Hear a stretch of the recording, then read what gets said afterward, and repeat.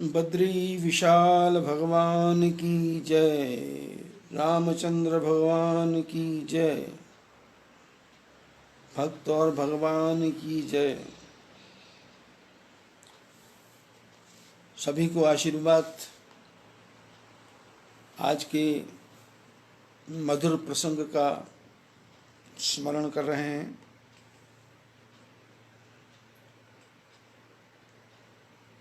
क्योंकि जीवन में घटनाक्रम कितनी तेजी से बदलता है, इसका किसी को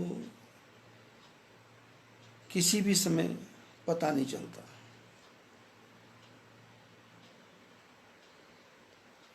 हम समझते हैं सुख आने वाला है, पर दुख आ जाता है। हम देखते हैं कि समय सुधरने वाला है, पर बिगड़ जाता है।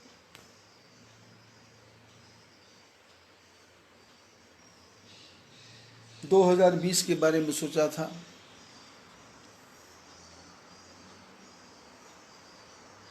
जितने भी पंचांग बनाने वाले हैं उन सब के पंचांगों को आप इकट्ठा करो। क्योंकि मैंने लगभग 55 पंचांगों को पढ़ा है। पूरे भारत के 55 पंचांगों को पढ़ा है, पर किसी भी पंचांग में ये नहीं लिखा था कि इस साल महामारी आने वाली है।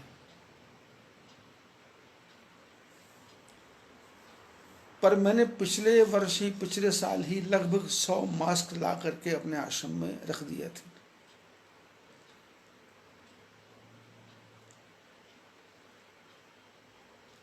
सौ मास्क।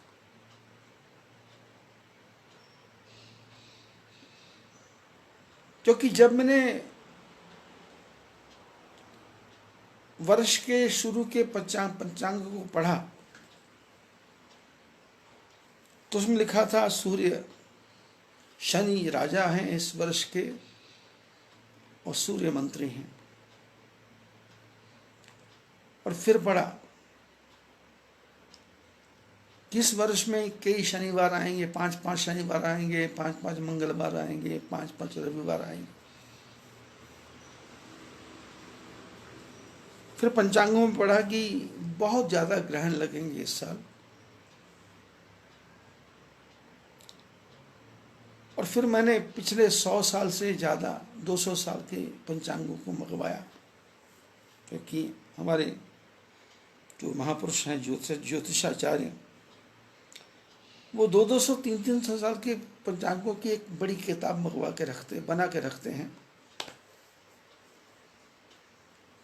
क्योंकि हर 100 साल के बाद में, 200 साल के बाद में, 300 साल के बाद में उसी प्रकार का घटनाक्रम बनता है। तो जब मैंने पंचांगों को पढ़ा तो मेरा 1918 1918 का जो पंचांग पढ़ा तो उसमें पढ़ा 1980 में राजा शनि है और सूर्य मंत्री है। और उन पंचांगों में भी नहीं किसी ने लिखा था कि महामारी होगी, ये होगा, वो होगा। तो इस वर्ष को जो मैं देखता हूँ और उस वर्ष के सारे जो घटनाक्रम हुए थे, विश्व युद्ध से लेकर के, मार काट से लेकर के, करोड़ों लोगों के मरने का, प्लेग फैल गया था, मुर्दों को उठाने की किसी को फुर्सत नहीं थी। किसी को नदी में डाला, किसी को समुद्र में डाला। और उस साल भी इसी प्रकार ग्रहण लगे थे, उस साल इसी प्रकार ही उत्पात हुआ था। 58 साल पहले भी टिड्डी दल आया था, 58 ईयर्स बिफोर इसी साल का टिड्डी दल आया था, तूफान आया था, आंधी आई थी, सब कुछ आया था। तो मैं समझ गया था, तो इसलिए मैंने 100 के लगभग मास्क ला करके रख दिए थे और उसका प्रयोग इस साल हो रहा है। हालांकि मैं ज़्यादा मास्क लगाता नहीं हूँ, पर जो मेरे शिष्य हैं, मेरे यहाँ काम करने वाले, उन सबको मास्क देता हूँ।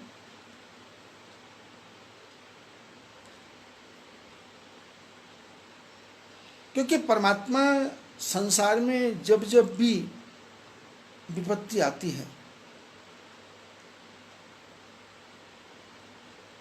क्योंकि विश्व बैंक या WHO, वहाँ पर हर साल विश्व के सारे देश इकट्ठे होते हैं और चर्चा होती है कि पॉल्यूशन बढ़ गया, पॉल्यूशन बढ़ गया, पॉल्यूशन बढ़ गया। तो अमेरिका कहता मैं कम नहीं करूँगा, रूस कहता मैं कम नहीं करूँगा, और भारत वाले बेचारे विकासशील देश हैं तो वहाँ जाके बोल देते हैं हम कम करने की कोशिश करेंगे।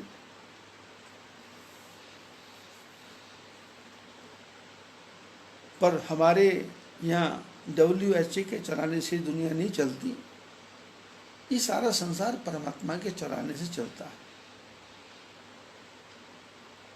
मेरे को 2013 की घटना याद आती है। उस समय सुप्रीम कोर्ट का एक ऑर्डर आया था कि नदी के किनारे 200 मीटर के अंदर निर्माण कार्य नहीं होना चाहिए।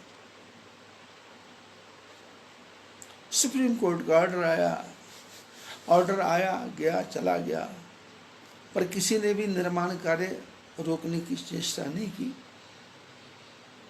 तो भगवान ने कहा भाई सुप्रीम कोर्ट का ऑर्डर नहीं आया है तो फिर मैं अपना ऑर्डर भेज देता हूँ।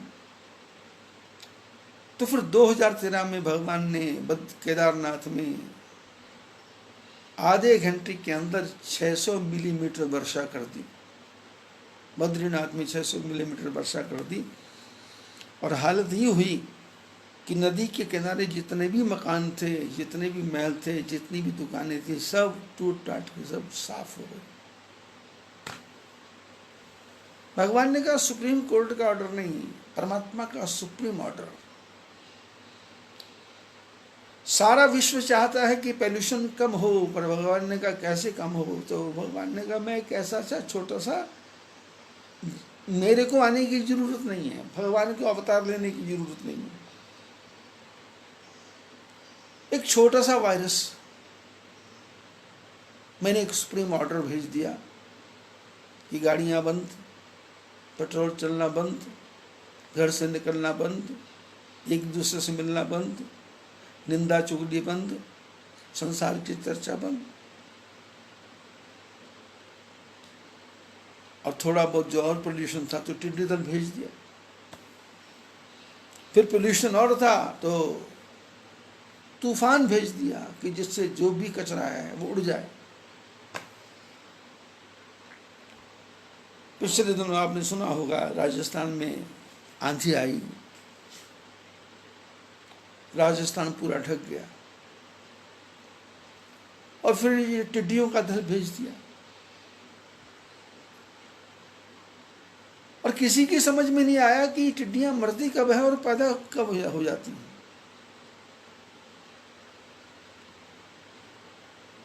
और जो भी कचरा है, पत्ते हैं, जो कुछ भी है, सबको विनष्ट कर रही है। ये सब कौन कर रहा है? हम और आप नहीं कर रहे। ये दुनिया बनाना और बना के फिर चलाना बस उसी का काम है। बड़ा जबरदस्त उसका इंतजाम है। ये दुनिया बनाना और बना के फिर चलाना बस उसी का काम है। बड़ा जबरदस्त उसका इंतजाम है। परमात्मा की बड़ी सुंदर व्यवस्था है। वो पानी को भी स्वच्छ करते हैं, वायु को भी स्वच्छ करते हैं, धरती को भी स्वच्छ करते हैं और मनुष्य के हृदय को भी स्वच्छ करते हैं। अब मनुष्य के हृदय को स्वच्छ करने के लिए भगवान ने मेरे को प्रेरणा दी। अभी आप लोग YouTube खोलेंगे या कोई टीवी के चैनल खोलेंगे तो किसी की महात्मा भी की नई कथा नहीं आ रही। किसी भी महापुरुष की भागवत और रामायण या किसी बार नई कथा नहीं आ रही। बस सिर्फ एक मेरे को भगवान ने ड्यूटी दी कि तुम करो, और करो भी कैसे? सोशल डिस्टेंशन का पालन करते हुए, सोशल डिस्टेंशन का पालन करते हुए। और हालत यह है कि इस समय मैं हूं और मेरे सामने मेरा मोबाइल है, और मोबाइल के अंदर फेसबुक खुली हुई है, और फेसबुक के ऊपर विनोद पंत जी भी बैठे हैं, सत्येंद्र नेगी जी भी बैठे हुए हैं, और 256 आदमी और बैठे हुए हैं। नैनीताल से लोग बैठे हैं, रुद्रपुर से लोग बैठे हैं, हल्द्वानी से लोग बैठे हैं, गदरपुर से लोग बैठे हैं, सुख शांति नगर उधम सिंह नगर में है, वहां के लोग बैठे हैं, दिल्ली के लोग चर्चा सुन रहे हैं, नंगल के लोग चर्चा सुन रहे हैं। तो भगवान ने कहा कि भाई अब संसार तो स्वच्छ हो गया, पर मनुष्य का हृदय भी स्वच्छ होना चाहिए। तो उसके लिए भगवान ने मेरी को लगा दिया ड्यूटी पे कि तुम ये काम करो।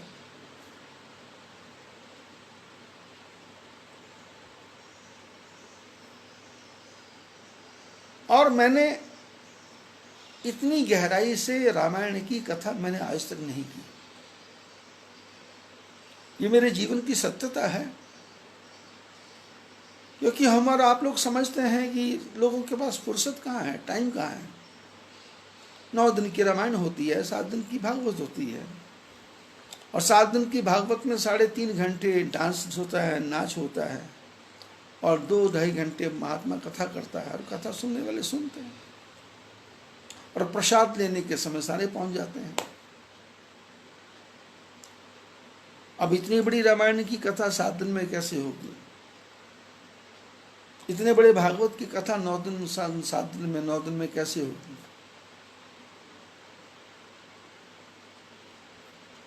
मेरे अपने जीवन में मैंने 1 साल पूरा फिरोजपुर में जाकर के कथा की, 1 साल पूरा एक ही मंदिर में।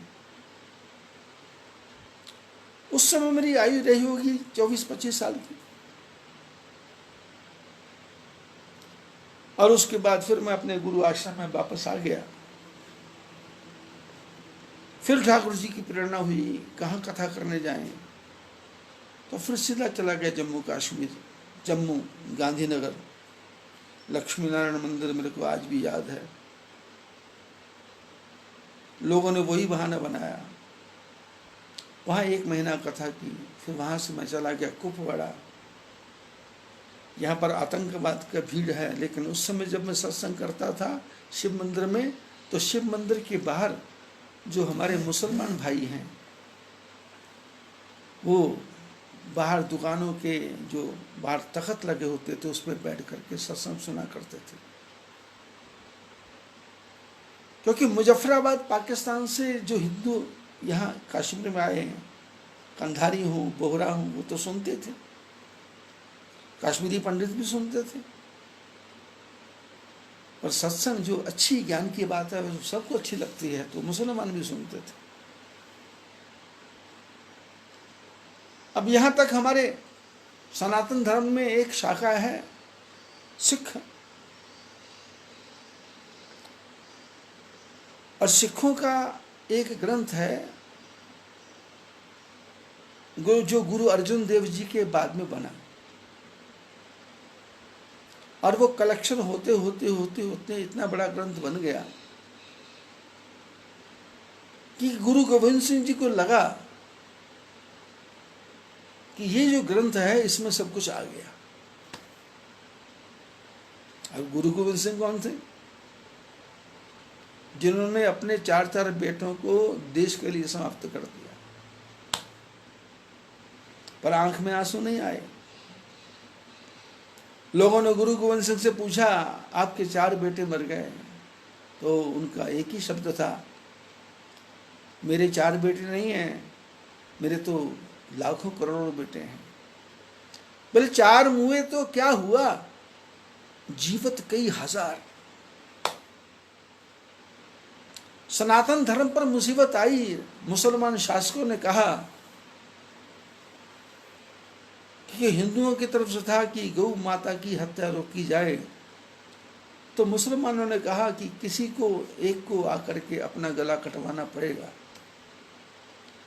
तो उस समय गुरु गोविंद सिंह के सुपुत्र ने, गुरु गोविंद सिंह ने अपने पिताजी से कहा, पिताजी आपसे ज्यादा इस काम के लिए सर्वश्रेष्ठ कौन हो सकता है। तो दिल्ली जाकर के गुरु तेग बहादुर जी के सिर को काटा गया, जिस जगह का नाम है गुरुद्वारा शीशगंज। उससे भी उनका पेट नहीं भरा तो उन्होंने 2 बेटे। पंजाबी में एक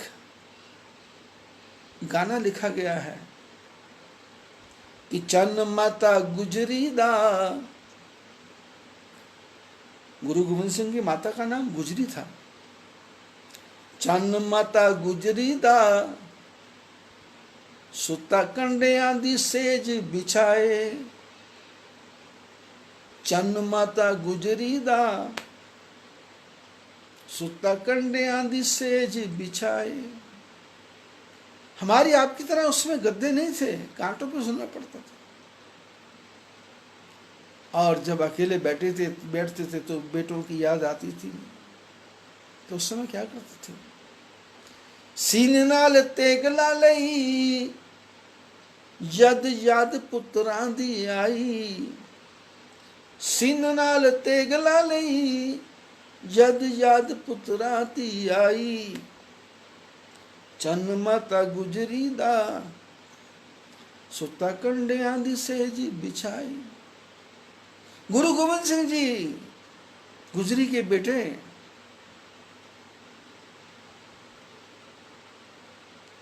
कांटों की सेज पे सोया करते थे। और जब जब चारों बेटों की याद आती थी तो अपनी ढाल, जिसको तेग कहते हैं ढाल, उस ढाल को अपने सीने से लगाते, जैसे अपने पुत्रों को सीने से लगा रहे हैं। जीतते जुझार बड़े, जोरावर ते फतेह सिंह छोटे।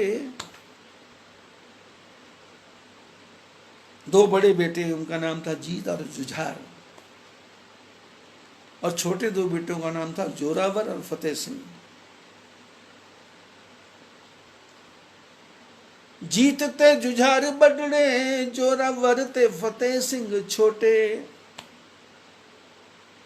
तारियां ने रो के पूछिया। गुरु गोविंद सिंह अकेले बैठे थे, रात को आसमान की तरफ देख रहे थे। गुरु गोविंद सिंह की आंखों में आंसू नहीं, पर सितारे रो रहे थे। उन्होंने रो करके पूछा, तुम्हारे चारों बेटे दिखाई नहीं दे रहे, कहाँ हैं? तो गुरु गोविंद सिंह ने कहा कि 2 चमकौर जंग विच, 2 नीहां दे विच चिणवाए। मैंने 2 बेटे चमकौर की जंग में खत्म करवा दिए, मर गए, शहीद हो गए। और 2 जोरावर और फतेह सिंह नींव के बीच में चिनवा दिए गए।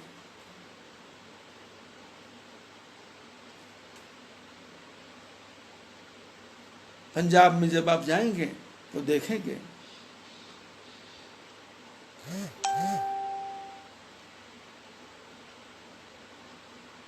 राजा का ऑर्डर हुआ कि इनको बोलो कि तुम धर्म परिवर्तन कर लो, मुसलमान बन जाओ। लड़कों ने कहा नहीं। तो ऑर्डर हुआ कि इनको जिंदा एक दीवार बनाओ और उसके अंदर चिन दो। दीवार बनने लगी तो दीवार जब छोटे भाई के कंधे के पास आई तो बड़े भाई की आंख में आंसू आ गए। छोटे ने सिर करके ऊपर देखा, भैया क्या बात है, आपकी आंखों में आंसू? बड़े ने कहा, छोटे, पैदा पहले मैं हुआ था, पर धर्म के लिए तू पहले मर रहा है, इसलिए मेरी आंखों में आंसू है। धर्म के लिए अपने शरीर का त्याग कर दिया, पर धर्म नहीं बदला, धर्म नहीं बदला, धर्म को नहीं त्यागा।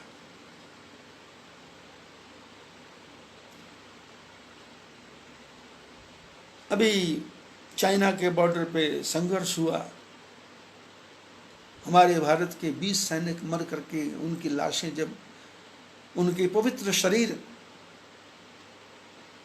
तिरंगे झंडे में लिपट करके जब परिवारों में पहुंचे, तो बिहार में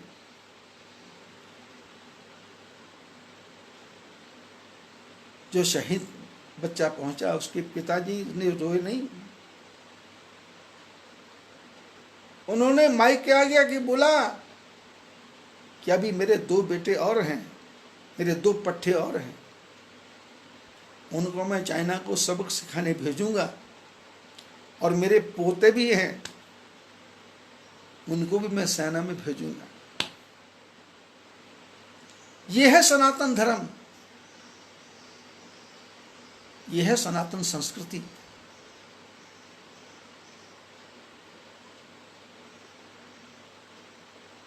धर्मो रक्षति रक्षिता,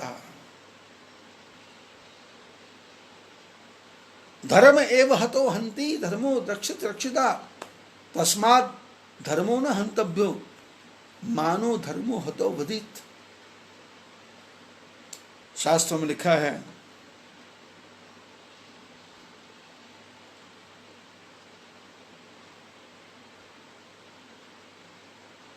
आप धर्म की रक्षा करेंगे तो धर्म आपकी रक्षा करेगा। धर्म क्या बताता है? धर्म जीने का साधन बताता है, धर्म जीने की कला बताता है, धर्म एक गाइडलाइन बताता है।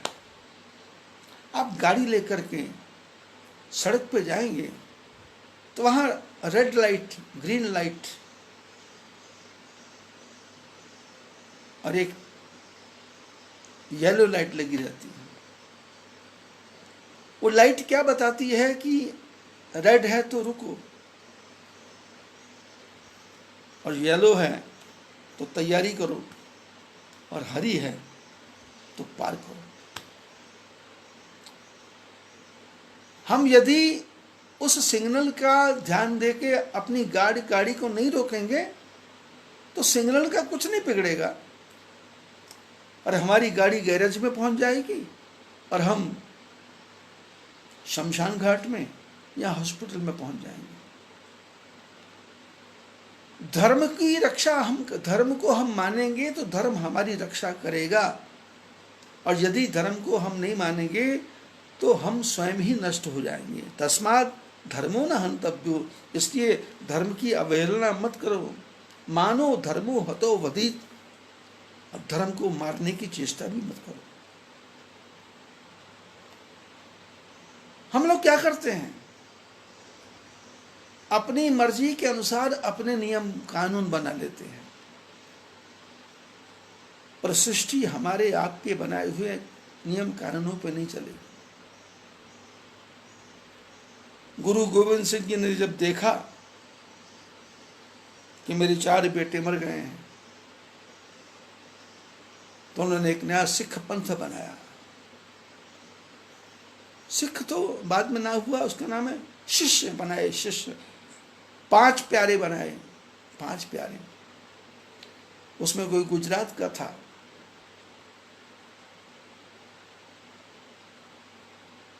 खड़ग बहादुर जैसे लोग आए, महात्मा थे, लेकिन धर्म की रक्षा के लिए तलवार हाथ में पकड़ ली। बंदा बहादुर जैसे लोग आ गए। गुरु गोविंद सिंह जी ने कहा कि बड़े गुरुओं की कृपा से ग्रंथ साहब बहुत बड़ा बन गया, अब इसके आगे इतना ज्ञान भरा हुआ, इतना ज्ञान भरा हुआ, इतना ज्ञान भरा हुआ कि किसी भी गुरु को बनाने की आवश्यकता नहीं है।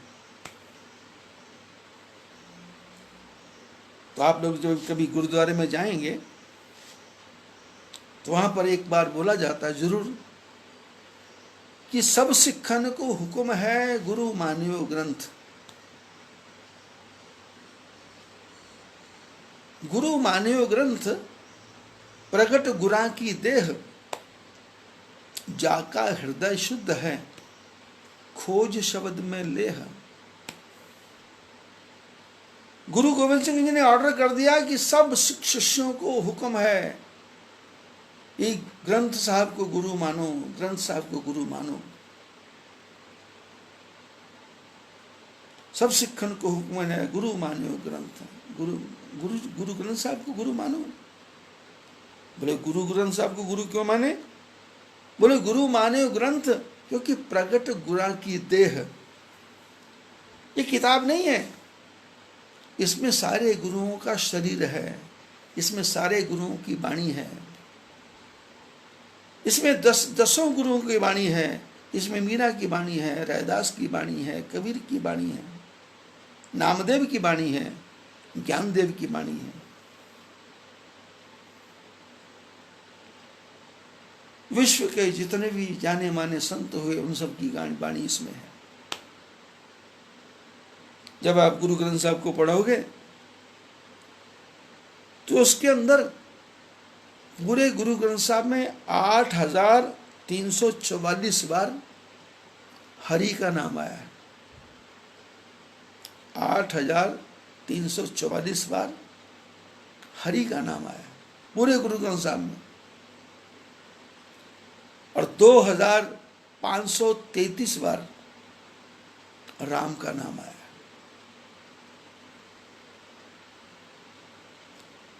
एक जगह तो पूरा ही पन्ना भर दिया गया, राम राम शंकर व्यवहार, राम राम राम प्राण आधार, राम राम संग बिछड़ न जाए, राम राम संग रया समाए, संत जना मिल बोलो राम, सबते निर्मल पूर्ण काम, सबते ऊंच नाम प्रकाश, निस्वासर जप नानक दास। राम ही राम, राम ही राम। और पूरे गुरु ग्रंथ साहब में सिर्फ 17 बार वाहेगुरु जी का नाम आया है, सिर्फ वाहेगुरु जी का नाम है।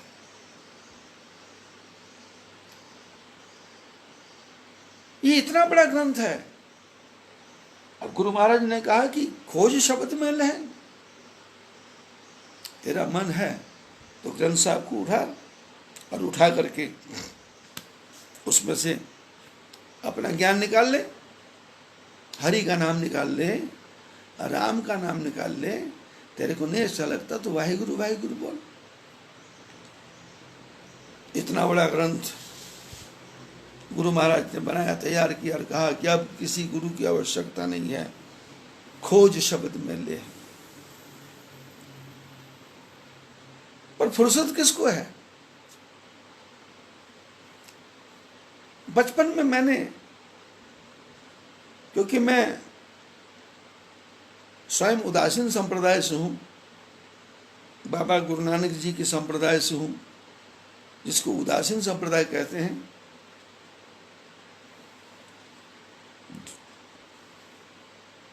हमारे में 4 पंगतें हैं, माने 4 प्रकार के भेष हैं। शाह सफेद जर सुरखाई, जोला पहरे सो गुरबाई। लाल रंग का कपड़ा भी पहन सकते हैं, सफ़ेद भी पहन सकते हैं, और जर्द में काला भी पहन सकते हैं, और सुरखाई जो आंखों को चुभने वाला हो, तेज हो, मटमैला हो, उसको भी पहन सकते हैं।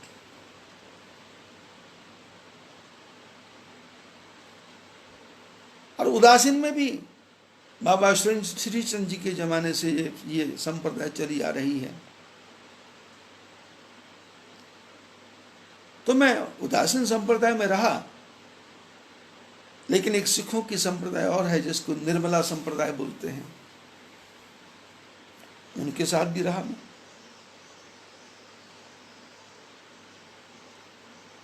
उनकी जमात में घूमा, बनारस से लखनऊ, सुल्तानपुर, सीतापुर, लखीमपुर खेरी, खैराबाद।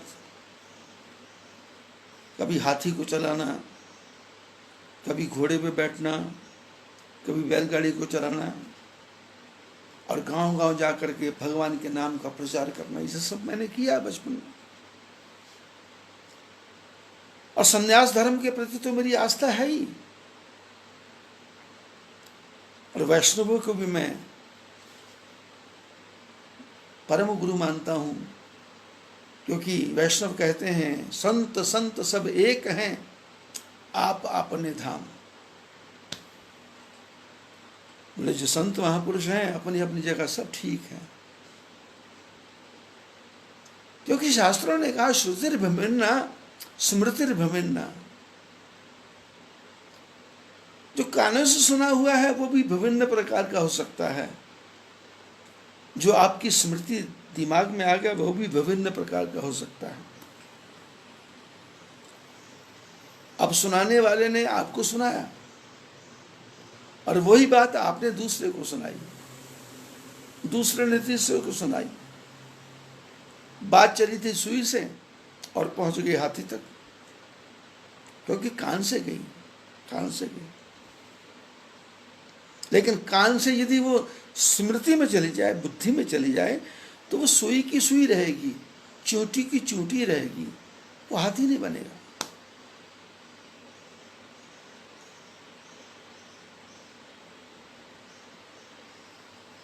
शास्त्रों ने कहा परमात्मा क्या है? परमात्मा एक है। सद विप्रा बहुधा वदंती। बोले जो विद्वान है उसको अलग अलग प्रकार से बताते हैं। अब अलग अलग प्रकार से क्यों बताते हैं? जो सामने सुनने वाला है उसकी बुद्धि का लेवल कैसा है। सामने बच्चा बैठा है तो उसको भगवान के बारे में बच्चों की तरह कहानी सुना के बताना पड़ेगा। सामने बूढ़ा मरने के समय बैठा है तो उसको मरने के समय का ज्ञान देना पड़ेगा।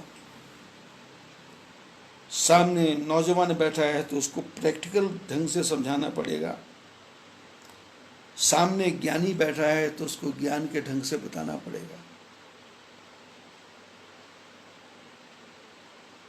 कबीर जी ने बड़ी सुंदर बात की। कबीर जी ने कहा कबीरा पानी एक है, कबीरा पानी एक है, पनिहारी अनेक। बर्तन सब तो अलग हैं पर पानी तो एक। अब कुआं भी एक है, कुएं का पानी भी एक है, पनिहारी अनेक हैं और पनिहारियों के घड़े भी अनेक हैं। पानी भरने वाली औरतों को पनिहारी बोलते हैं। अब कोई मिट्टी का घड़ा लेके आई है, कोई चांदी का घड़ा लेके आई है, कोई छोटा मटका लेके आई है, कोई बड़ा मटका लेके आई है, कोई पीतल का मटका लेके आई है, कोई लोहे का मटका लेके आई है। अब लोहे का मटका है तो पानी उसमें जाने को मना थोड़ा करेगा। सोने का मटका है तो पानी को ज़्यादा थोड़ा भर जाएगा। अब मिट्टी का मटका है तो पानी कोई घृणा थोड़ा करेगा कि इसमें मैं क्यों जाऊं। पानी तो पानी है। कबीरा कुआं एक है, पनिहारी अनेक। बर्तन सब तो अलग हैं पर कुएं का पानी तो एक। अब पानी को आप कितना ग्रहण कर सकते हो? आपके पास छोटा चम्मच है तो उतना ही आएगा, गिलास है तो उतना ही आएगा, कटोरी है तो उतना ही आएगा, कप है तो उतना ही आएगा।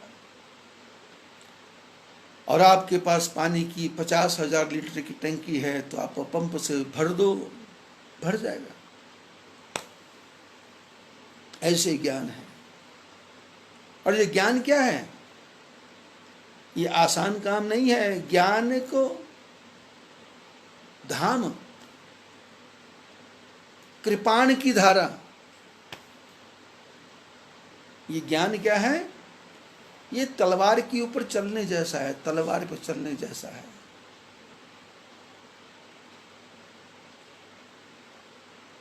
साध कहाना कठिन है। साधु का जीवन बड़ा कठिन है। साध कहाना कठिन है। लंबा पेड़ खजूर। ये साधु का जीवन कैसा है? खजूर जैसा लंबा पेड़ है। और खजूर मीठी होती है, तो बोले यदि चढ़ गया तो चढ़े तो चाखे प्रेम रस, चढ़े तो चाखे प्रेम रस, और यदि पैर फिसल गया तो गिरे तो चकना चूर, खत्म हो जाए। ज्ञान ऐसा ही है, तलवार पे चलने जैसा, कृपान की धारा, खजूर पर चढ़ने की जैसा, चंद्रमा को पकड़ने के जैसा। रघुवंश महाकाव्य में कहा गया ना, क्या है जीवन मेरा। कालिदास जी कहते हैं कि मैं चाहता हूं जैसे चींटी समुद्र को था ले ले। गोस्वामी तुलसीदास जी ने उसी शब्दों को रामायण में कहा गया है कि मति अति नीच ऊंच रुचि आछी, चाहिए अमीय जग जुरे न छाछी। बोले बुद्धि तो मेरी अति नीच है, लेकिन इच्छाएं बहुत बड़ी बड़ी हैं। मति अति नीच ऊंच रुचि आछी, इच्छा बड़ी बड़ी, और चाहिए अमीय, चाहता तो मैं हूं अमृत, पर जगत में छाछ भी नहीं मिल रही। और दूसरे शब्दों में कहा, जिमी पपील कही सागर था, मूड मंदमती पावन चाहा। गोस्वामी जी ने कहा जैसे चींटी समुद्र की गहराई को नापना चाहती है, ऐसे मेरी बुद्धि भगवान राम जी की कथा में लग करके उनकी गहराई को पहचानना चाहती है। तो मैं शुरू में बता रहा था कि पूरे जीवन में मैंने ग्रंथ सैकड़ों नहीं हजारों पढ़ लिए। उपन्यास भी मैंने कोई नहीं छोड़े, जासूसी हो, पिक्चर देखना भी मैंने कोई नहीं छोड़ा।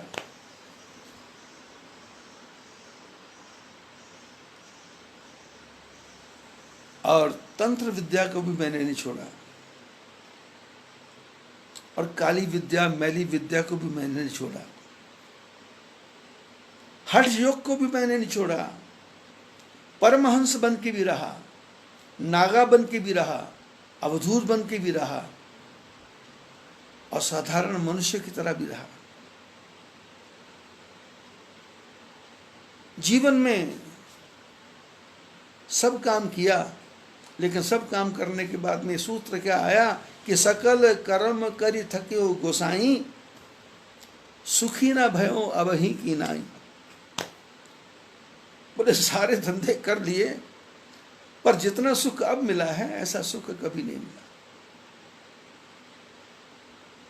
गोस्वामी जी ने कहा कि आपका जीवन कैसे बीतता है? बोले बड़ा मजा आ रहा। बोले कैसे? बोले मांग के खाई हूं और मस्जिद में सोई हूं। बोले मांग मांग के खाता हूं और मस्जिद में जाके सो जाता हूं। कबीरा खड़ा बाजार में मांगे सबकी खैर, ना काहू से दोस्ती ना काहू से बैर। ये मनुष्य का जन्म मिला है, किससे दोस्ती किससे बैर? पैदा हुए थे कौन दोस्त था? जिस मां के पेट में थे वो कामना करती थी बच्चा ठीक से पैदा हो जाए, और बच्चे को पैदा करने के लिए वो 9 महीने तक कष्ट को झेलती रहती।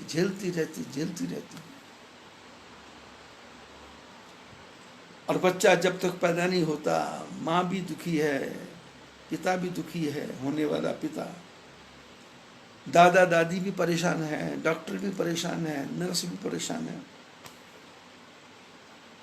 लेकिन जैसे बच्चा पैदा होता है सब एकदम नॉर्मल हो जाते हैं। ये क्या है? हमारे आने से पहले सब परेशान थे, और जब हम आए तो सब नॉर्मल हो गए। अब जब हम आए सब नॉर्मल हो गए, तो फिर हमारा नियम क्या होना चाहिए? सबको नॉर्मल रखना। अब सबको नॉर्मल कैसे रखेंगे? सबको नॉर्मल रखने का एक ही तरीका है,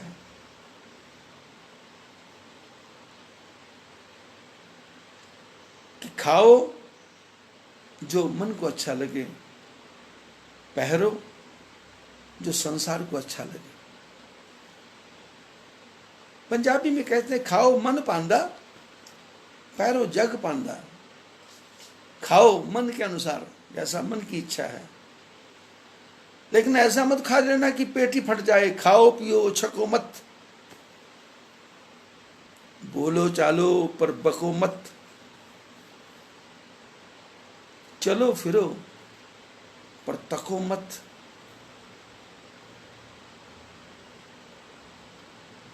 चलो फिरो तको मत।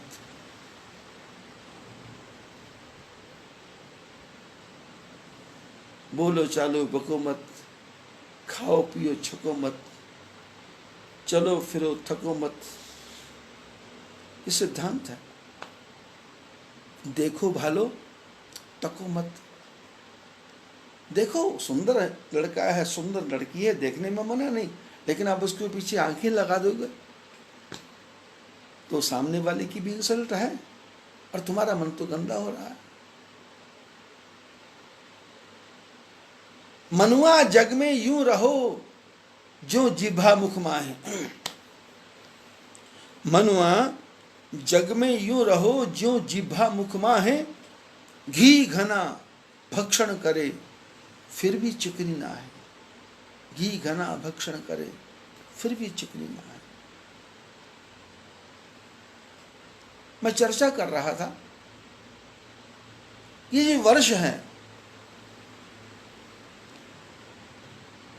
तो मैंने पिछले दिनों भी चर्चा की थी कि वो सिसोदिया उप मुख्यमंत्री दिल्ली का बोला कि जुलाई में 5.5 लाख हो जाएगा। तो मैंने बोला था कि ये पैसा खाने का तरीका है,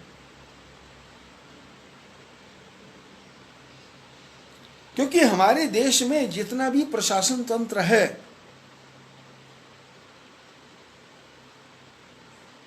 ये फायर ब्रिगेड वाले क्या करते हैं? होटलों में जाकर के बोलते हैं आग बुझाने वाला वो सिलेंडर लगाओ। बड़े बड़े हॉस्पिटल में बोलते हैं आग की व्यवस्था करो, पर जहां आग की व्यवस्था होती वह आग नहीं लगती क्या? पर ऐसा ये प्रशासन सिंडिकेट ऐसा फैला हुआ है कि वो सिलेंडर वाले भी मिले हुए हैं, उसमें वो गैस डालने वाले भी मिले हुए हैं, सबकी कमीशन बनी हुई है। बाढ़ आती है, दुनिया दुखी हो रही है, पर प्रशासन के जो लोग हैं वो खुश हो रहे हैं कि कमाई का समय आ गया। अब ये कोरोना आया है तो प्रशासन के लोग खुश हैं, क्योंकि व्यवस्था है, चल रहा था। आंधी आए तूफान आए, लेकिन दिल में देश से प्रेम नहीं है।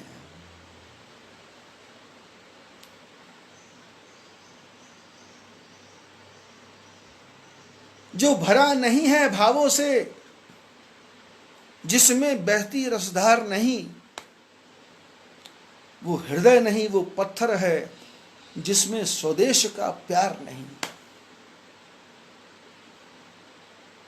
जिसके हृदय में भाव नहीं है, जिसके हृदय में रसधार नहीं है, वो हृदय नहीं, वो पत्थर है जिससे अपने देश से प्यार नहीं है। मैं तो पूरे भारत में घूमता हूं, टीचरों की तनख्वाह कितनी है? 50,000, 60,000। लेकिन अभी पिछले दिनों आया कि उत्तर प्रदेश में एक ही महिला 27 स्कूलों में पढ़ा रही है और सब जगह से सैलरी ले रही। ये तो घटना अब है, मैं तो 30 साल से जानता हूँ। जब लोगों को 1500 रुपये तनख्वाह मिलती थी, उस समय भी टीचर स्कूल नहीं जाते थे, अपनी जगह किसी और को भेज देते थे, अपनी जगह किसी और को भेज देते थे। आज भी जो गांव में स्कूल है जिसमें 45,000, 50,000, 1-1 लाख रुपए तनख्वाह मिलती है, वो प्रोफेसर कहाँ जा रहे हैं? वो अपनी जगह एक 10,000 रुपये के आदमी को लगा देते हैं। और हमारी इस समय की सरकार जागृत हो गई तो उसने क्या किया कि भाई नहीं, अब तुम 10,000 वालों को रखो, लाख वालों को छोड़ो। घोषणा कर दी कि 3 साल के लिए सेना में आओ और हर घर बच्चा बच्चा राम का जन्मभूमि के काम का, चलो सब काम पे लग जाओ। मैंने तो यहाँ तक देखा है जो टीचर लोग थे वो स्कूल की कॉपियाँ घर ला कर ले आते थे, स्कूल के पेन घर लेके आ जाते थे, बच्चों को पढ़ाते थे, अपने बच्चों को। स्वयं खेत में हल चला रहा है और उसकी जगह दूसरा उसका एक नौकर स्कूल में जाके पढ़ा रहा है। और इसी क्रम में लोग मजाक मजाक में कोई बात कहते हैं ना कि वो कोई इंस्पेक्टर स्कूल में आ गया। वो स्कूल में आया तो वहाँ एकल स्कूल था, जैसे हमारे संघ वालों ने एकल स्कूल बनाए हैं। तो पुराने ज़माने में भी गांव में एक ही अध्यापक होता था, गांव वाले पैसा कलेक्शन करते थे, उसको देते थे तो बच्चे को पढ़ाता था, बच्चे पढ़ते थे। ऐसे एकल विद्यालय था। तो जो असली टीचर था वो मतलब उसने देखा कि अब इतने कम पैसे में क्या रखे, तो उसने अपने किसी मित्र को बोला कि तू स्कूल चला जा। तो स्कूल जाने लगा। अब बच्चे को पढ़ाना क्या, बच्चे पढ़े हैं, क ख ग सब जानते हैं। इंस्पेक्टर आ गया, इंस्पेक्शन हुआ, सारे स्कूल को चेक किया, ब्लैक बोर्ड ठीक है, चाक ठीक है, डस्टर ठीक है, कॉपी ठीक है, पेन ठीक है। तो इंस्पेक्टर ने जो टीचर था उससे पूछा, भाई पढ़ाई कैसी चल रही? बोले बहुत अच्छी चल रही।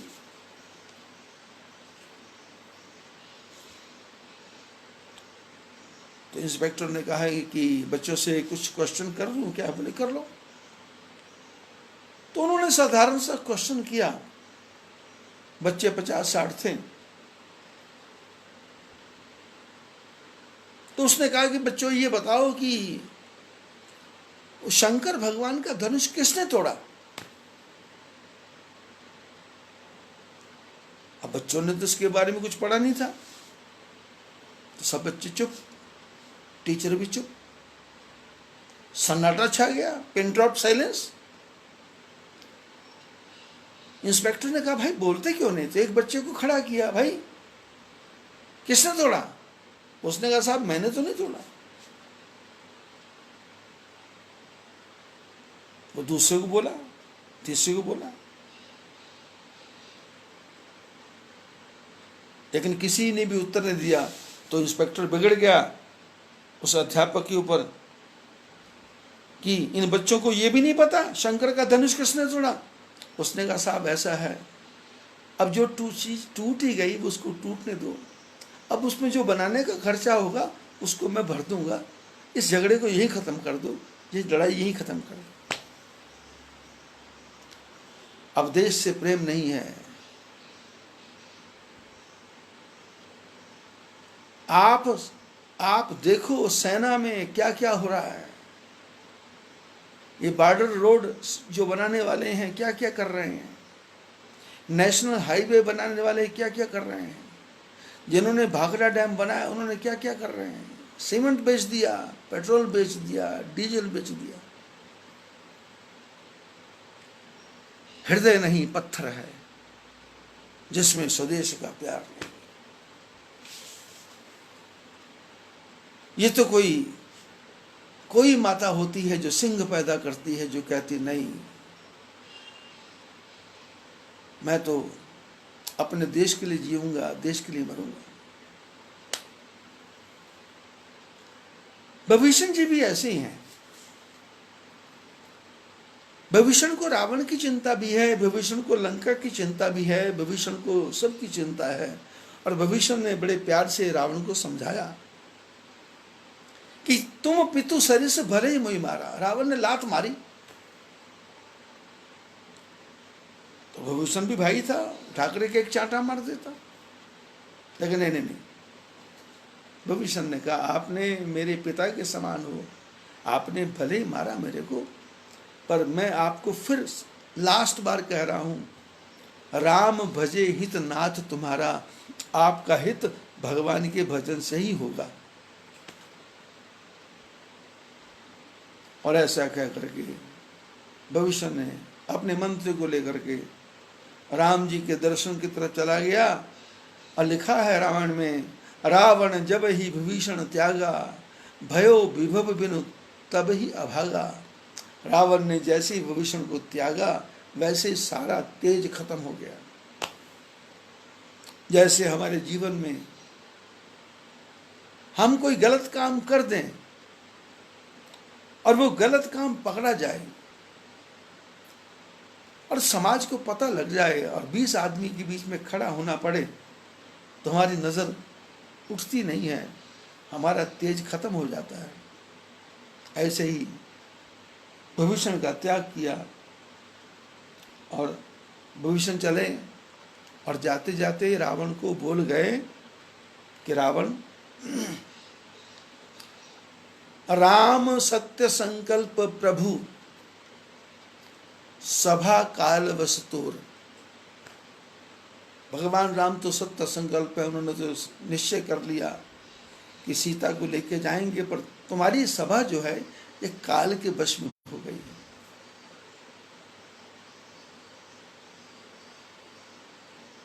मैं रघुवीर शरण, अब मैं भगवान की शरण में जा रहा हूं।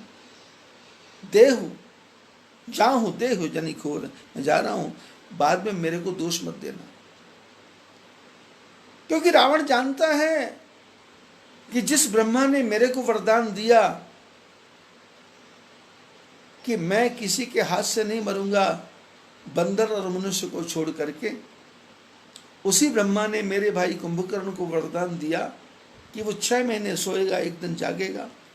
और उसी ब्रह्मा ने विभीषण को भी वरदान दिया है कि ये भगवान की भक्ति करेगा। और रावण अंदर से जानता है कि जो राम है वो भगवान है, क्योंकि मारीच ने कहा, रावण मारीच के पास गया तो मारीच ने कहा कहां जाना है? रावण ने कहा वो एक राम आया है। मारीच ने कहा वो राम नहीं है, वो बहुत ताकत वाला है। मैं अयोध्या के पास था जब ताड़का को सुबाहु को मारा और मेरे को एक बाण मारा, और बाण मार करके इतना बाण मारा कि मैं उड़ करके समुद्र के पास यहाँ के बैठा हूं, समुद्र के पार पहुंचा दिया मेरे को। और जब से बाण लगा है मेरे को राम के सिवाय कुछ भी दिखाई देता नहीं है। रावण ने कहा छोड़ो छोड़ो, बेकार की बात कर रहे थे, छोटा सा मनुष्य है। तो मारीच ने कहा, जो नर तात तदपि अति सूरा, तीन ही विरोध न आई है पूरा।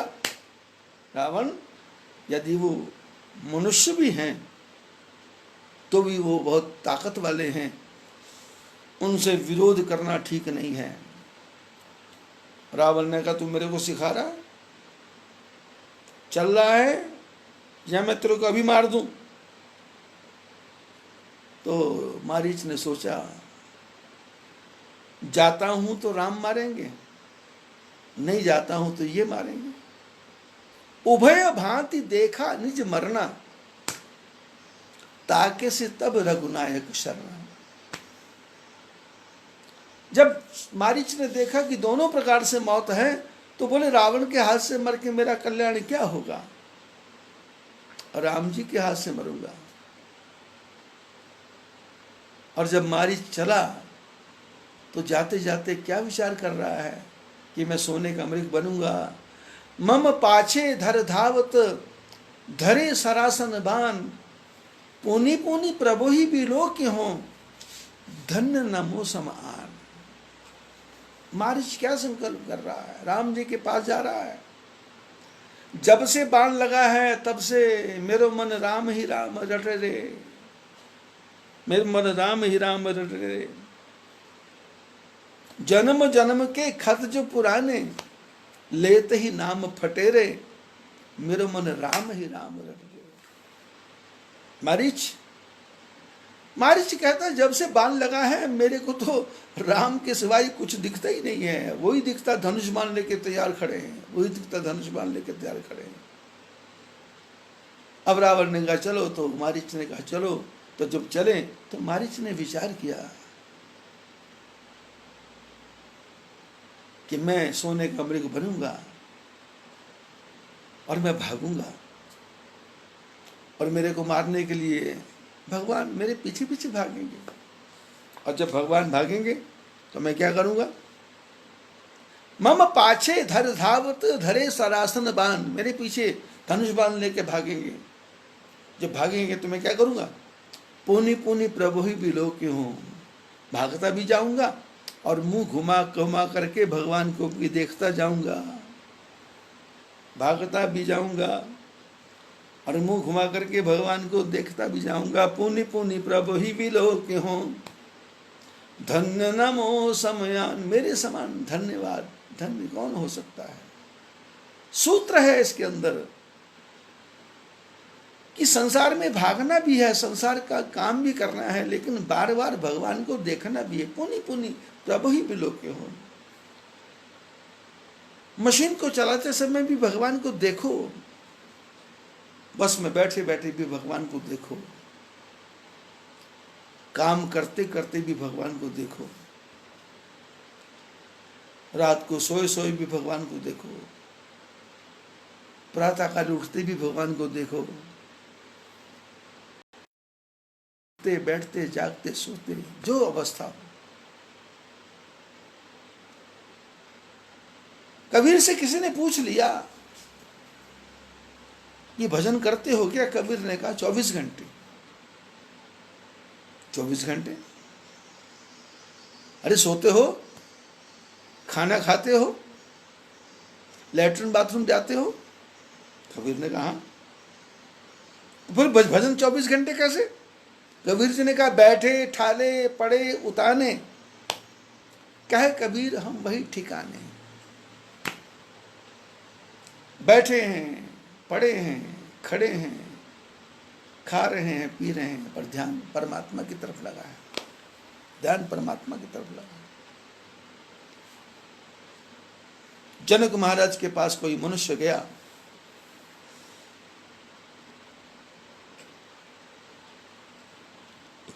उपनिषदों में कथा है कि जनक महाराज गृहस्थ में रहते थे, पर कैसे? जैसे पानी में कमल रहता है, पानी में कमल, कमल की तरह खिला रहना, पर पानी की एक बूंद भी ऊपर टिक नहीं पाती। ऐसे जनक महाराज के पास में कोई मनुष्य गया और जाकर के पूछा कि परमात्मा का ध्यान कैसे आएगा, तरीका बताओ। जनक महाराज ने कहा कि ऐसा करो, 2-4 दिन विश्राम करो, आप दूर से आए होंगे, आराम कर लो, तो मैं आपके रहने की व्यवस्था कर देता हूं। एक सुंदर से कमरे की व्यवस्था कर दी, और कमरा इतना बड़ा कि 6 फुट बाई 6 फुट का कमरा, जिसमें एक आदमी सो सके, दरवाजा खुले आदमी सो जाए। और आदमी कमरे में घुसा तो देखा बिस्तर अच्छा लगा है, तो बोले नींद अच्छी आ जाएगी, दिन भर का थका हुआ। और ये बिस्तर पे जैसे लेटा, अब आदमी जब कहीं कमरे में जाता है तो साधारण से आंख से देख ही लेता है कहाँ अलमारी है, छत कैसी है, दीवारें कैसी हैं, तो देख लेता है। लेकिन ये आदमी गया, थका हुआ था, तो उसने कहा कुछ देखने की चेष्टा नहीं की। उसने कहा ठीक है, लाइट है, ठीक है, वो लालटेन जल रही है, बुझा देंगे, नहीं बुझाएंगे, जलती रहेगी। अब ये आदमी बिस्तर पर जाके लेटा, और लेटने के बाद में तो नींद तो 2-4 मिनट के बाद में आएगी। अब ये लेटा तो इसने छत की तरफ देखा, तो छत में एक कीली के नीचे एक पतला सा धागा, और धागे के नीचे तलवार लटक रही है, और वो तलवार ऐसे लटक रही है कि कभी भी टूटेगा और वो तलवार गिरेगी और गिरेगी, और जिस पे गिरेगी वो मरेगा।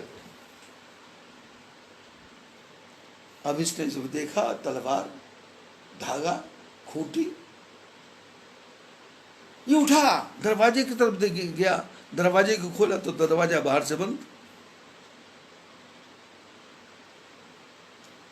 अब दरवाजा बंद, आवाज लगाई, कोई सुनता ही नहीं है, क्योंकि महल बहुत बड़ा था, कौन किसकी सुने, सब लोग सो गए।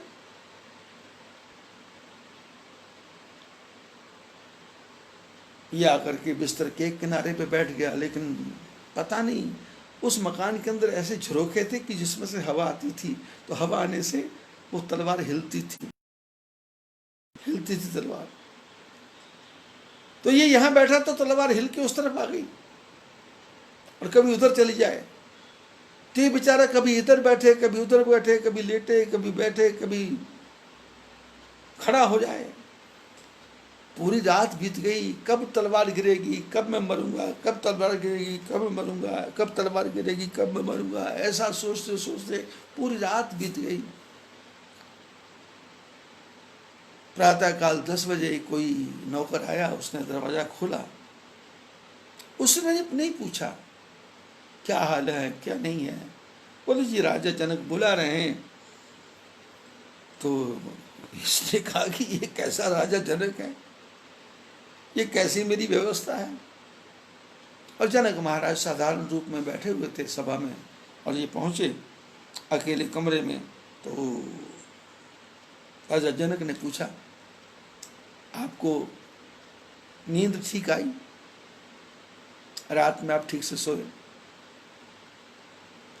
उसने कहा आप सोने की बात करते हो, मैंने पूरी रात में आंख को झपक के नहीं देखा। आप मेरी आंखों को देखो, पूरी लाल हो गई हैं, मेरी आंखों ने झपकना बंद कर दिया। जनक महाराज ने पूछा, आपकी आंखों ने झपकना बंद क्यों कर दिया? आप इतनी दूर से पैदल चल के आए, इतने कष्ट से आए, इतने दुख से आए, इतना आपको मेहनत लगी। आप तो मेरे को रात को बोल रहे थे कि मेरे को नींद आ रही है, जल्दी सोऊंगा मैं। तो मैंने भी कहा था ज्ञान की चर्चा 1-2 दिन बाद कर लेंगे, तो फिर आपको नींद क्यों नहीं आई? बोले नींद? अरे उस कमरे में कोई भी जाएगा उसको नींद आएगी ही नहीं। जनक ने कहा ऐसा, उस कमरे में क्या है भाई? कमरा है, खाट है, 4 दीवारी है। बोले कमरा खाट है, पर आपका नौकर जल्दी में बाहर से दरवाजा ही बंद करके चला गया। जनक महाराज ने कहा किसी ने दरवाजा बंद नहीं किया होगा, लेकिन आपको खोलने की टेक्निक नहीं आई होगी, दरवाजा नहीं खुला होगा। हमारे यहाँ कोई ताला वाला नहीं लगता, हम दरवाजा बंद नहीं करते। अंदर वाला चाहे बंद कर ले, बाहर वाला कोई बंद नहीं करता। राजा जनक ने पूछा हुआ क्या? बोले चलो। जब गए तो दरवाजे के पास पहुंचे, जनक ने धक्का लगा, दरवाजा खुल गया। बोले अंदर से बंद करो, बंद किया। बोले खोलो, खुल गया। तो बोले आप कहते रात भर दरवाजा नहीं खुला, लेकिन आपको तकलीफ क्या है? दरवाजा नहीं खुला, ये तकलीफ है क्या? उसने कहा ये तकलीफ नहीं है भाई, ये ऊपर देख, ये ऊपर देखो क्या लटक रहा है। राजा ने कहा कुछ नहीं है, खूंटी है, धागा है, धागे के साथ तलवार है। राजा ने कहा तलवार है? तलवार कहाँ है? बोले ये देखो ना। राजा ने कहा तलवार को उतार के लाओ। ये उठा, चढ़ा, एक और टेबल रखा, उस पर चढ़ करके उसको खींचा तो वो कागज की तलवार थी। कागज की तलवार पर चमकदार था, कागज की तलवार थी।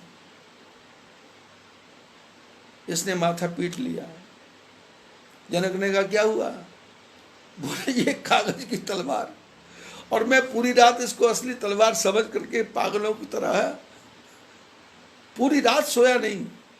जनक ने कहा क्यों सोए नहीं? बोले मेरे को ऐसा लगा इस तलवार मेरे पे गिरेगी, तलवार मेरे पे गिरेगी, तलवार मेरे पे गिरेगी, मैं मर जाऊंगा, मैं मर जाऊंगा, मैं मर जाऊंगा। जनक महाराज ने कहा एक कागज की तलवार से आपकी इतनी हिम्मत नहीं हुई कि उठ करके उस तलवार को निकाल लूं। आपकी इतनी हिम्मत नहीं हुई, ठीक है चलो कोई बात नहीं, जो होना हो गया, लेकिन आप इस कमरे में रात भर सोए नहीं? बोलना बिल्कुल भी नहीं। बोले नहीं। राजा उसको बाहर लेके चले गए। कथा थोड़ी और प्रकार की है, लेकिन मैं उसको थोड़ा विस्तार दे रहा हूं, जिससे हमारी आपकी समझ में बहुत ज्यादा अच्छी बात आ जाए। क्योंकि उपनिषद में कथा छोटी है, मैं उसका विस्तार कर रहा हूं। जैसे दरवाजा नहीं खुला, ये बातें उसमें नहीं है।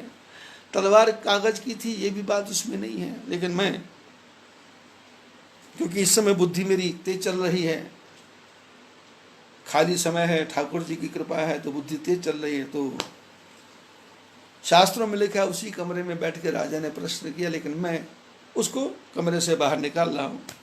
जनक बोले बाहर चलो। बाहर बगीचे में जाके बैठे।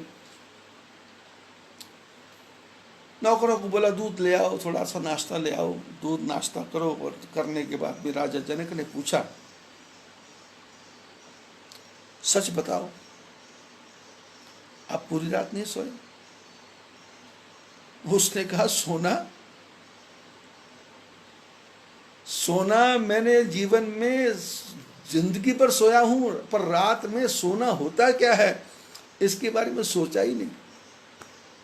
लेकिन जब कमरे में घुसा तो विचार यही था कि पूरी रात आनंद के साथ सोऊंगा, और पूरी रात बिना नींद के बीत गई। क्यों? बोले आंखें फटी रह गई। तो राजा जनक ने बगीचे में जाके पूछा, आप कमरे में सारी रात जागते रहे, तो आपने कमरे को देखा? बोले नहीं, मैं तो तलवार को देखता रहा। तलवार कहाँ थी? बोले छत पे। बोले छत के ऊपर मैंने लकड़ी के वो स्पोर्ट लगा रखे हैं, आपने उनको गिना क्या? किसने कहा गिनने की फुर्सत किसको? तलवार से दिमाग हटे तब ना गिनो। बोले ठीक है कोई बात नहीं। उस कमरे में खिड़कियां कितनी थी? बोले खिड़की कौन गिने? बोले इस कमरे में झरोखे भी तो थे। बोले झरोखे को कौन गिने? बोले छोड़ो छोड़ो, जिस पलंग पे आप बैठे थे उसकी चादर कैसी थी, उसके नीचे के गद्दे कैसे थे, और जो पलंग था वो लोहे का था, काठ का था, चंदन का था, देवदार का था, चीड़ का था, या प्लास्टिक का था? इसने कहा जनक आप कैसे कैसे प्रश्न कर रहे हो? अरे मैं बोल रहा हूं तलवार के सिवाय मेरे को कुछ दिखा ही नहीं, और ये पलंग, ये चादर, ये झरोखे, ये खिड़कियां, ये दरवाजे, किसको फुर्सत है? जनक ने कहा एक रात आप कमरे में रहे, आपको कुछ भी दिखाई नहीं दिया, क्योंकि आपको तलवार दिखाई दी। ऐसे ही मेरे जीवन की घटना है कि मैं जब से पैदा हुआ हूं तब से मेरे को वो काल की तलवार दिखाई दे रही है। वो काल की तलवार कब मेरे सिर पे आके गिरेगी, मैं कब मर जाऊंगा, इसलिए मैं उस काल के डर से 24 घंटे भगवान का भजन करता हूं।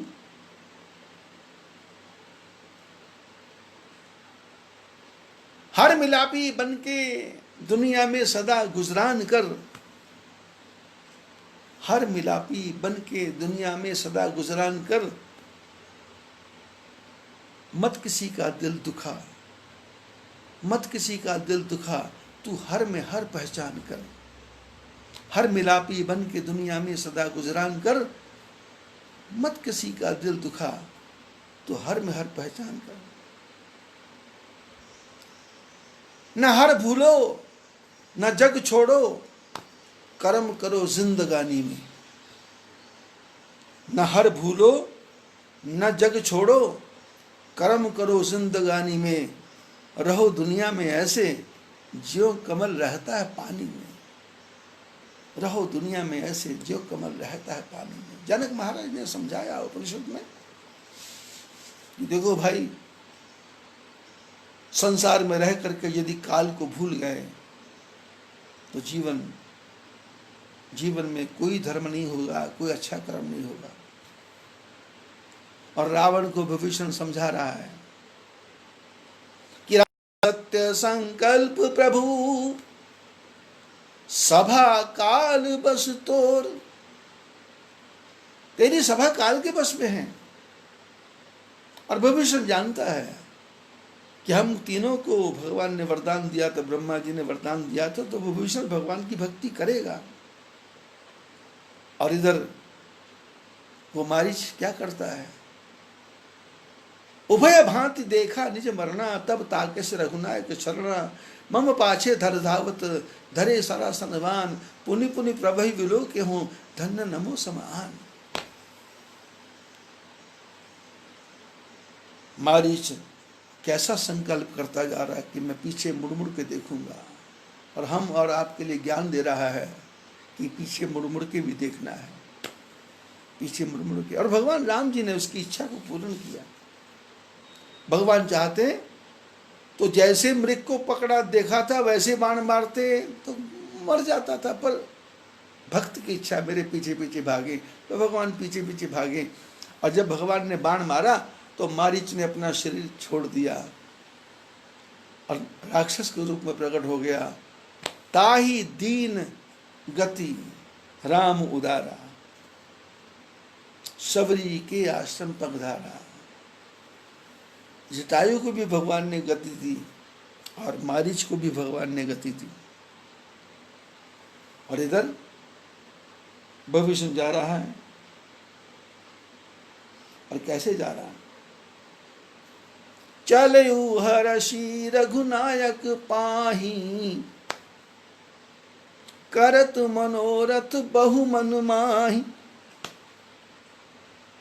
प्रसन्न होकर जा रहा है और अनेकों प्रकार के मनोरथ करता जा रहा है।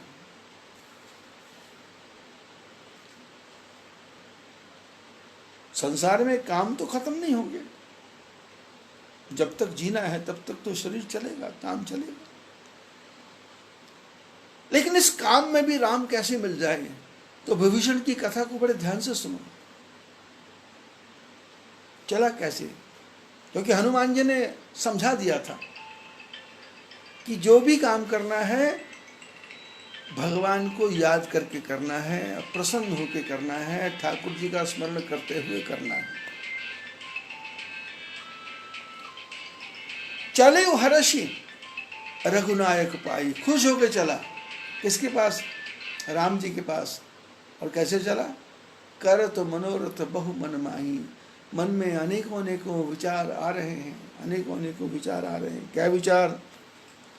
ये देखी हूँ जाई चरण जल जाता, अरुण मृदुल सेवक सुखदाता, जे बद परसि तरी ऋषि नारी, दंडक कानन पावनकारी, जे पद जनक सुता उर लाए, कपट कुरंग संग धर धाय, हर उर सर सरोज पद जेही, अहो भाग्य मैं देखूं तेही, जिन पायन के पादुकन भरत रहे मन लाई, ते पद आज विलोकि हों इन नयनन अब जाहि। विभीषण जी जा रहे हैं और जाते जाते बहुत प्रसन्न है। चमत्कार देखो, हनुमान जी ने विभीषण का अपहरण किया, रावण खुश, विभीषण खुश, लंका वाले खुश। और इतना बड़ा राज्य छोड़ करके राम जी आए अयोध्या से वनवास में, तो राम जी को भी कोई कष्ट नहीं है। और विभीषण भगवान की शरण में जा रहा है, तो विभीषण को भी कोई दुख नहीं हो रहा कि भाई छूट गया, बहन छूट गई, माता छूट गई। जैसे हम लोग परिवार में होता है, बेटा मर जाए तो हाय हाय हाय मेरे पेट का गोला था, हाय मेरा बच्चा था, हाय उसकी पैंट याद आ रही, हाय उसकी टाई याद आ रही।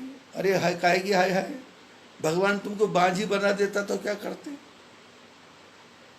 बाप मर जाता है तो हाय पिताजी मर गए, अब मेरा क्या होगा? अरे कितनों के पिताजी मरे, सबका काम चल रहा, तेरा भी चलेगा।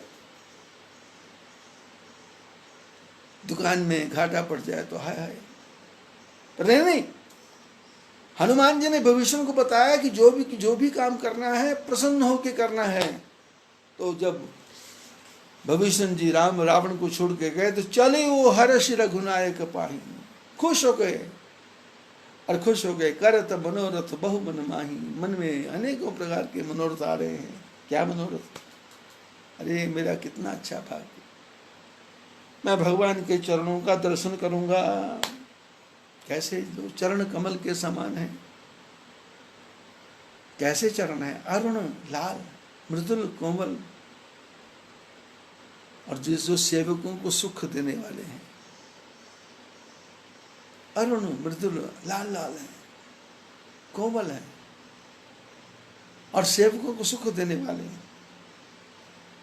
किन चरणों को देखूंगा? बोले जिन चरणों की मिट्टी से गौतम की पत्नी तर गई और जिन्होंने दंडक वन को पावन कर दिया। दंडक वन को पावन कर दिया। दंडकारण्य में भगवान रहे, क्योंकि हनुमान जी ने कथा सारी सुना दी थी, तो सारी कथा का स्मरण है। ये पूरी भविष्य की यात्रा को आप देखेंगे तो इस पूरी भविष्य की यात्रा में राम जी की पूरी कथा आ जाएगी, क्योंकि हनुमान जी ने भविष्य को सब कथा सुनाई थी।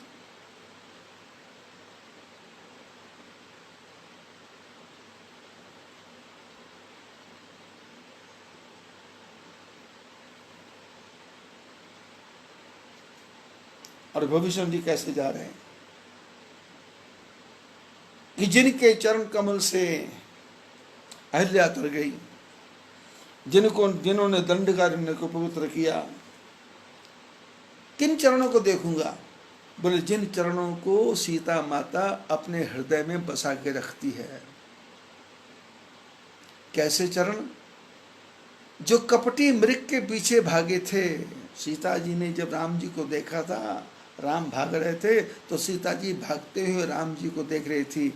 तो भागते भागते राम जी के चरण जो थे सीता जी के हृदय में थे, रावण चुरा के ले गया और सीता जी ने अपने हृदय में राम जी के चरणों को रख लिया। तो भविष्य कहता है कि मैं उन चरणों को देखूंगा जो चरण सीता जी के माता जी के जी शरीर में मन में 24 घंटे रहते हैं। हर उर सर सरोज पद जयी। बोले वो चरण, बोले जो शंकर भगवान के हृदय में रहते हैं। अहो भाग्य मैं देखूं ते ही, मेरा कितना अच्छा भाग्य है, मेरी कितनी अच्छी किस्मत खिल गई, मेरे को कितना अच्छा हनुमान जैसा भाई मिला, हनुमान जैसा भाई मिला। अहो भाग्य मैं देखूं ते ही। किसको देखूं? जिन पायन के पादकन भरत रहे मन लाई, ते पद आज विलोके हों इन नैनन अब जाई।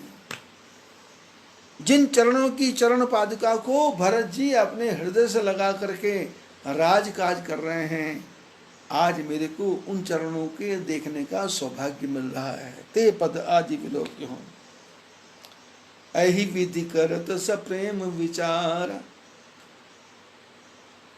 ऐसा करते करते, सप्रेम से विचार करते करते, कब लंका छूट गई, कब राम जी के पास आ गए, पता ही नहीं चला।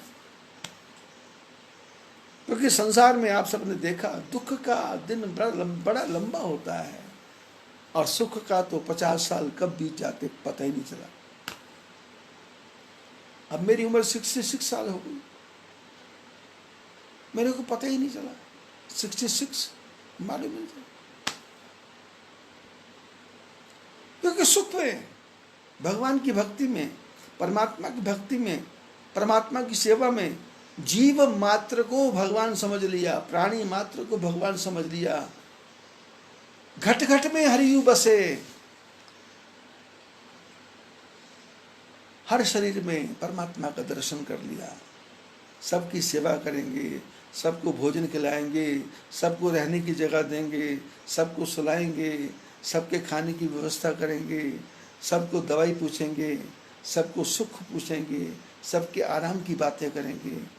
और बद्रीनाथ की यात्रा में लोग जाएंगे उनको समझाएंगे, यात्रा से लौट के आएंगे, उनसे पूछेंगे, फिर यात्रा से वापस जाएंगे, फिर वो घर से फ़ोन करेंगे, चर्चा क्या होगी, जय बद्री विशाल, जय बद्री विशाल, जय बद्री विशाल, जय बद्री विशाल। आश्रम में लोग रहते हैं, होटलों में भी लोग रहते हैं।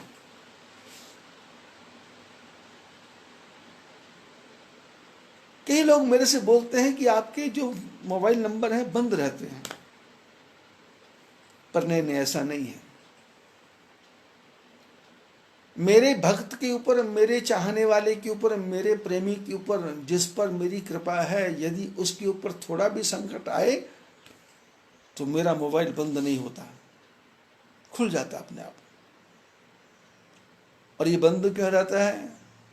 क्योंकि मेरा जो मोबाइल नंबर है वो पूरे भारत में कम से कम 3 लाख से ऊपर लोगों के पास में है, और 3 लाख से ज्यादा पुस्तकें मेरे आश्रम की लोगों के घरों में है।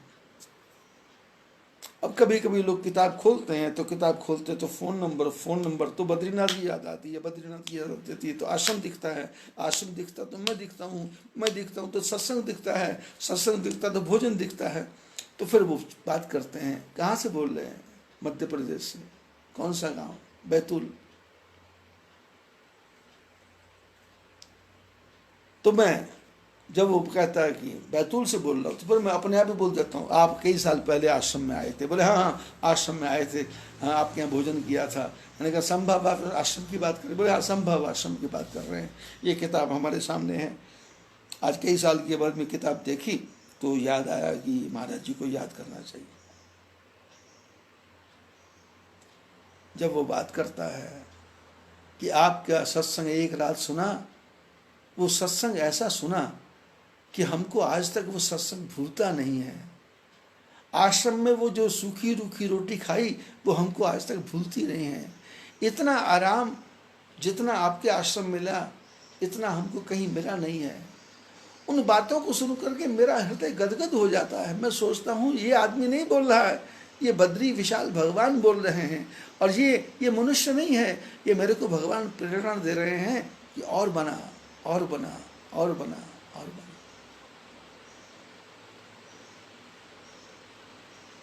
भरत जी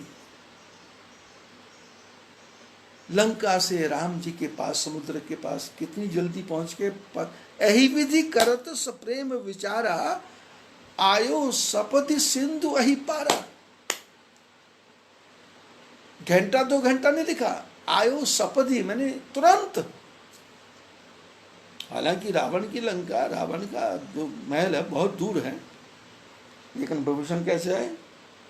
आयो सपति, ऐसा लगा जैसे चले और पहुंचे। क्यों? जब खुशी के बीच में चलेंगे, मस्ती के बीच में चलेंगे, आनंद के बीच में चलेंगे, उमंग के बीच में चलेंगे, हृदय में उत्कंठा होगी, हृदय में पाने की इच्छा होगी, हृदय में चाहत होगी, तो फिर मंजिल दूर नहीं होती। मंजिल तो आदमी के अंदर की प्रेरणा है। अहि विधि करत सप्रेम विचार, आयो सपति सिंधु अहि पारा। तुरंत समुद्र के पार आ गए, और जब पार आए तो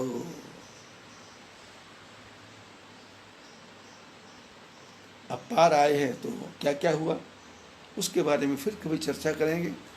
आज इतना ही। बोले बद्री विशाल भगवान की जय।